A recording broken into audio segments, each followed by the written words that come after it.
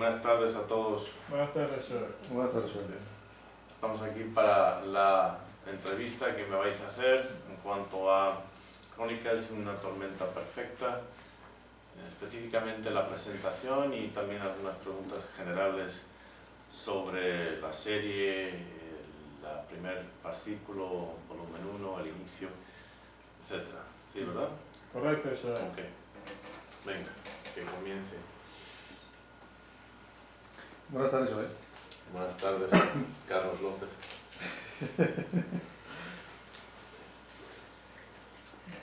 El título de la presentación lo pone como entre la narcorevolución, la crisis internacional del mundo hispano y la biopsicofilosofía cultural. ¿Cuál es la relación de esos tres conceptos? ¿Y por qué el título de Una tormenta perfecta? Crónicas de una tormenta perfecta. La crisis internacional del mundo hispano está propiciada por lo que identifico como la narcorrevolución y la metodología de análisis, ¿sí? El sistema, el paradigma analítico que tuve que desarrollar para identificar la naturaleza de la crisis, lo que afecta a la crisis, etc., es la biopsicofilosofía cultural. En cuanto a tormenta perfecta es una expresión americana, creo que es más americana que británica, pero anglófona de todos modos, que refiere a una crisis cierta manera no prevista, catastrófica, en la cual una serie de factores o condiciones coinciden, ¿okay? Factores y condiciones que individualmente serían de tremendo impacto, pero coincidiendo y teniendo una interacción entre ellas, ocasionan un desastre completo. Eso es lo que se considera, eso se entiende por una tormenta perfecta. Una tormenta perfecta en términos de la devastación de la tormenta, no en términos de su belleza o calidad estética, no, en términos de que qué es lo que ocasiona una tormenta. Devastación. Entonces, devastación perfecta. Entonces, lo que me refiero aquí es que cuando tienes en cuenta el efecto de esta crisis internacional del mundo hispano, estamos considerando, estamos por presenciar una tormenta perfecta, tanto para nosotros, o sea, el mundo hispano, hablando generalmente, que abarca comunidades hispanas en Estados Unidos, primordialmente, países latinoamericanos y España, todos conjuntos. El mundo hispano va a ser una tormenta perfecta para nosotros y para el efecto que nuestra cultura, nuestra población tiene en el primer mundo y sobre todo en Estados Unidos, donde identifico 7 factores capitales de esta tormenta perfecta. La forma en la cual nosotros, con esta crisis que tenemos cultural, de nuestra cultura, ocasionada o provocada más bien por la narcorrevolución, que esta tormenta perfecta que va a suponer para la seguridad nacional y la prosperidad futura de los Estados Unidos. ¿Y nos puede explicar cuál es el propósito principal que tuvo al escribir este artículo? ¿Qué trata de lograr con él? Bueno, el propósito principal es de denunciar o elaborar un fenómeno que no se ha visto. Los componentes se han identificado. Lo que no se ha identificado, o no todos los componentes, pero una buena parte de los componentes que estoy aquí describiendo se han identificado, pero lo que no se ha visto es la interrelación entre estos componentes. Entonces, el primer propósito es el de concientizar, traer a la atención pública, la atención de la comunidad internacional, de los gobiernos, etc., de la existencia, por una parte, de este fenómeno y las ramificaciones, cuáles son las consecuencias. ¿Sí? También hablo de los orígenes, de dónde viene, cuáles son los antecedentes históricos que nos han llevado a este punto. Y finalmente, conjunto, colaboración de la descripción a modo de diagnosis, la etiología a modo de orígenes, pues un plan de tratamiento y una prognosis si no se trata, si no se hace algo radical para poner un alto a cómo va evolucionando la situación actual, cuáles van a ser las consecuencias. Habla de Hispanoamérica en general, dígase Argentina, Perú, Chile, México, etc. ¿Se pueden englobar todas en un solo grupo? ¿Realmente se pueden analizar como los mismos patrones, aunque sean diferentes países? Okay. Mira, curiosamente, voy a responder primero por analogía. Curiosamente, tenemos países como los países europeos, 28 países que forman la comunidad europea, la Unión Europea. ¿Okay? Países muy diferentes, idiomas diferentes, historias diferentes, casos religiones diferentes, países que han estado con antecedentes bélicos entre sí. Y sin embargo, nadie cuestionaría que existe una cultura europea.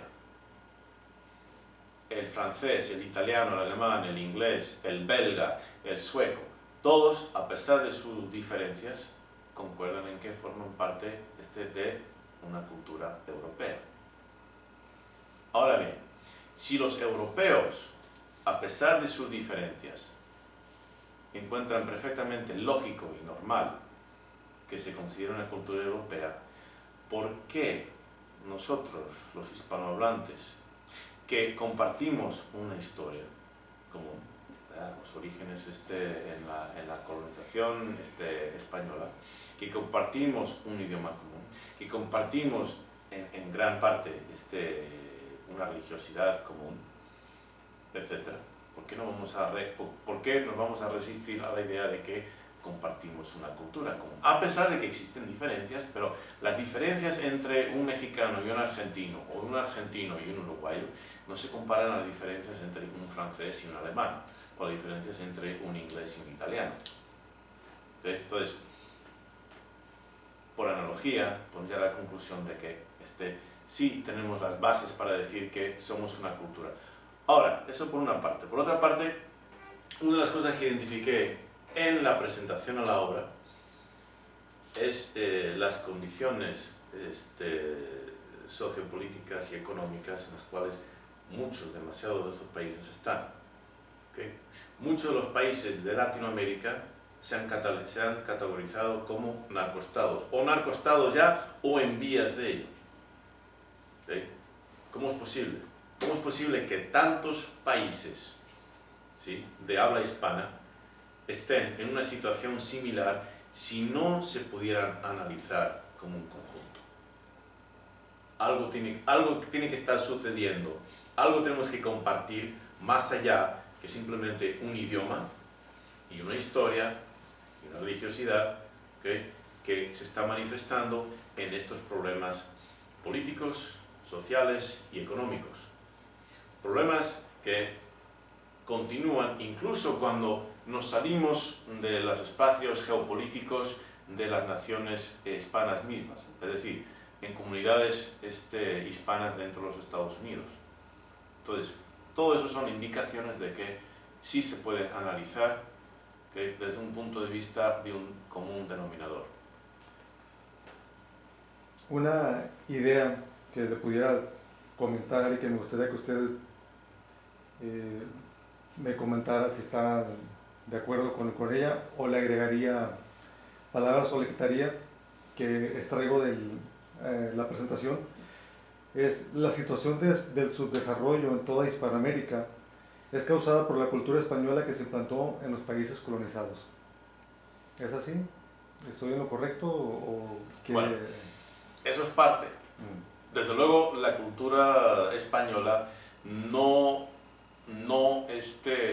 ha propiciado el tipo de desarrollo que vemos, por ejemplo, en Australia por la influencia de la cultura británica, o en Nueva Zelanda por la influencia de la cultura británica, o en Canadá por la influencia de la cultura británica. Todos los países de la anglosfera, Estados Unidos, Canadá, Australia, Gran Bretaña, por supuesto, y Nueva Zelanda, todos son del primer mundo. ¿Sí? Los países, los descendientes de la madre patria, todos son del tercer mundo.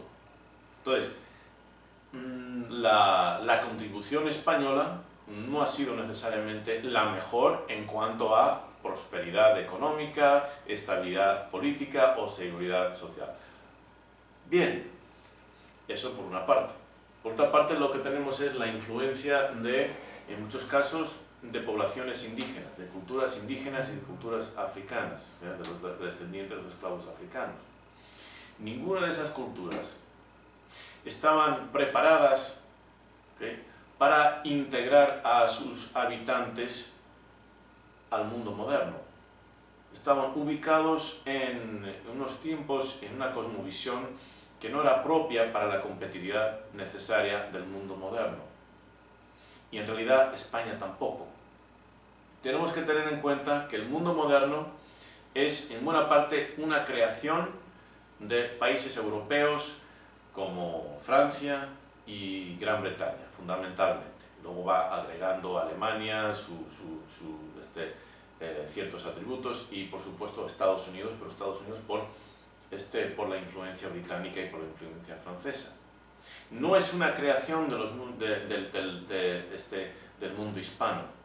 Por lo tanto, no es de extrañar que España no se haya destacado en este mundo. Las reglas del juego las crearon los europeos al norte de España. España simplemente no participó en la formación de este mundo moderno. Entonces, ya de por sí, la influencia que nos viene de España es una influencia que no nos capacita para ser competitivos en el mundo moderno. Por supuesto, la influencia de las culturas indígenas, tanto lo que se llaman indias y las africanas, pues mucho menos.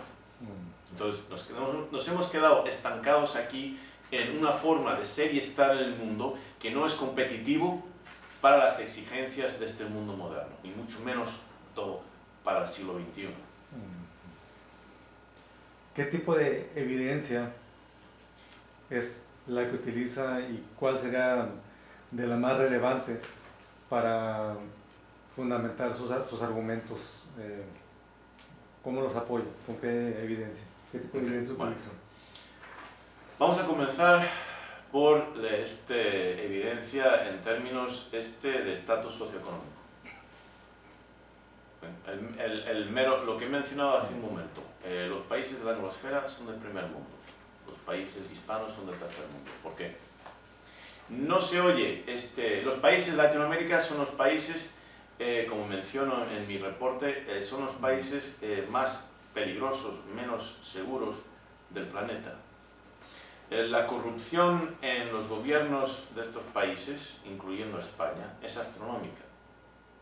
No se ve ese nivel de corrupción, por supuesto que se ve corrupción, pero no ese nivel de corrupción institucional, donde incluso la familia real española queda involucrada en un escándalo.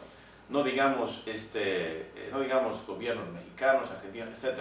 El escándalo de corrupción gubernamental es el pan nuestro de cada día. Por supuesto que hay políticos corruptos en los países del primer mundo.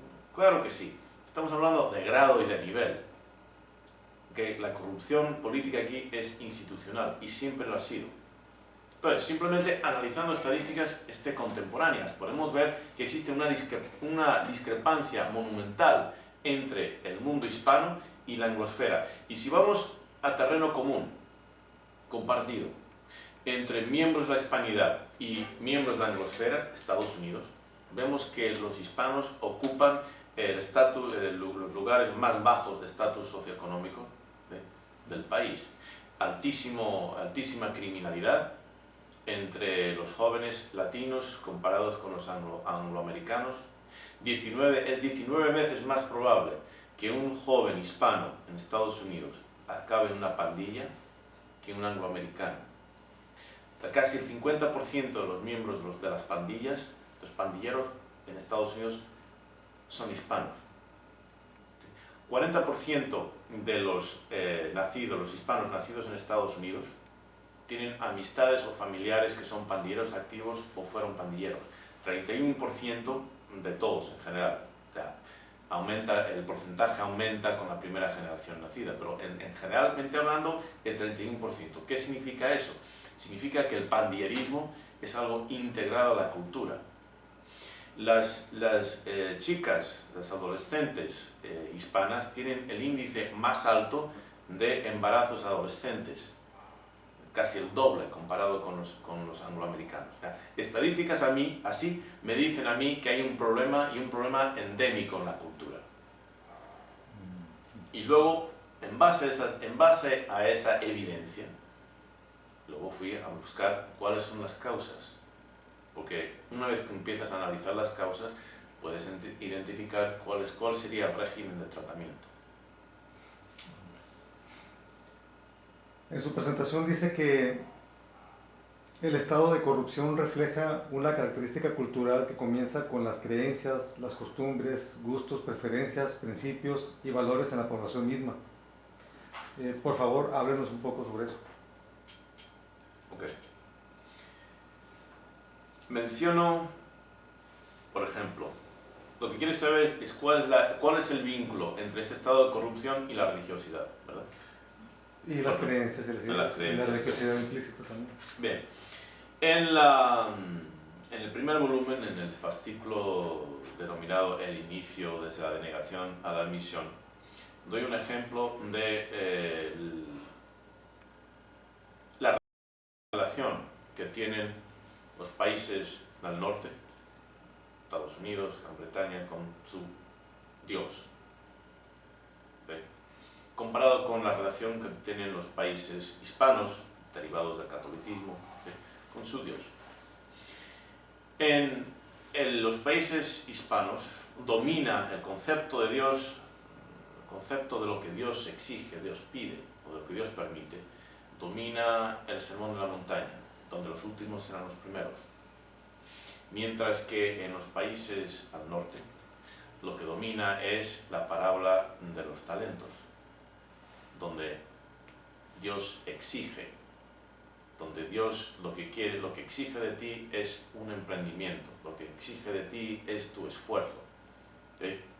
Son dos relaciones supuestamente con el mismo Dios, pero dos relaciones totalmente opuestas.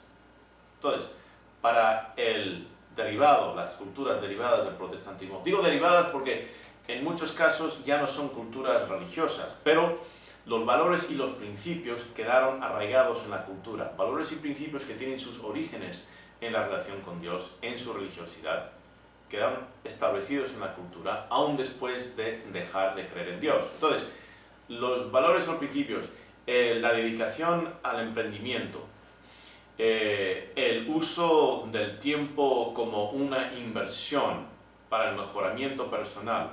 La idea original que sale de la Reforma Protestante a principios del siglo XVI es que Dios te quiere o estás destinado o predestinado para la salvación si eres exitoso.